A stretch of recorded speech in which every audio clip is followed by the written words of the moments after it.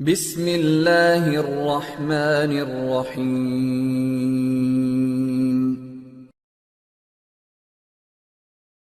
شوہر کو عورتوں میں دلچسپی نہ ہو تو بیوی کیا کرے؟ اوہ اوہ اوہ اوہ، یہ کوئی بہت ہی غیر اخلاقی قسم کا میاں ہے ان کا، جو ہومو سیکشولیٹی میں دلچسپی رکھتا ہے لڑکوں میں۔ یہ بہت سی خواتین پوچھتی ہیں، حیا کے خلاف مسئلہ ہے۔ میں پورا سوال ان کا پڑھ نہیں رہا ہوں، بس اس کا میں خلاصہ آپ کے سامنے پیش کر رہا ہوں۔ تو شوہر کو یہ عادت بچپن سے پڑی ہوئی ہے اور وہ اس سے لوط علیہ السلام کی قوم والے عمل میں دلچسپی لیتے ہیں، تو وہ کہتی ہیں کہ کیا مجھے اپنے سسر کو یہ راز بتا دینا چاہیے کہ وہ اپنے بیٹے کو کسی طرح سمجھائے۔ دیکھیں، اگر شوہر کو عورت میں دلچسپی نہیں ہے اور یہ عادت خراب ہو گئی ہے تو میرا مشورہ آپ کو یہ کہ ایسے شوہر سے ڈیورس لے لینی چاہیے، علیحدگی لیں، اپنی زندگی کسی بھیٹ نہ چڑھائیں کسی کی، اس سے آپ کو اولاد بھی نہیں ملے گی اور بڑے مسائل کھڑے ہوں گے آپ کے لیے۔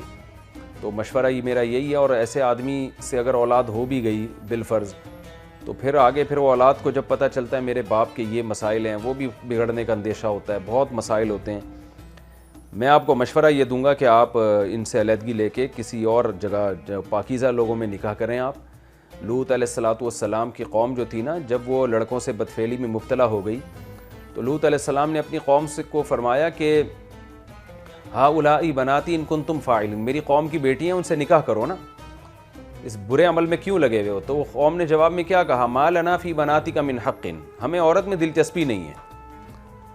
تو لوط علیہ السلام نے کہا انی لعملکم من القالین، میں تمہارے اس عمل سے نفرت رکھتا ہوں میں۔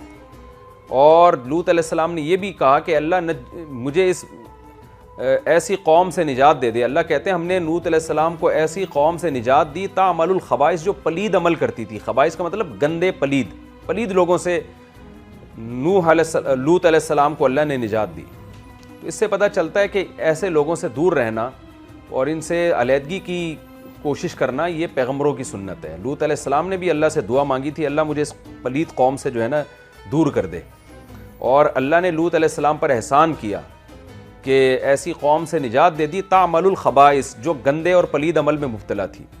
تو شوہر اگر اسی کام میں شوہر کو دلچسپی ہے تو پیغمبروں کا طریقہ تو یہی ہے کہ ایسے لوگوں سے وہ پھر دور رہتے ہیں۔ تو آپ تو زوجہ ہیں، تو میرا مشورہ یہی ہے کہ آپ ان سے علیحدگی اختیار کریں۔ باقی علیحدگی آپ افورڈ کر سکتی ہیں نہیں کر سکتی، یہ آپ کے مسئلے ہیں۔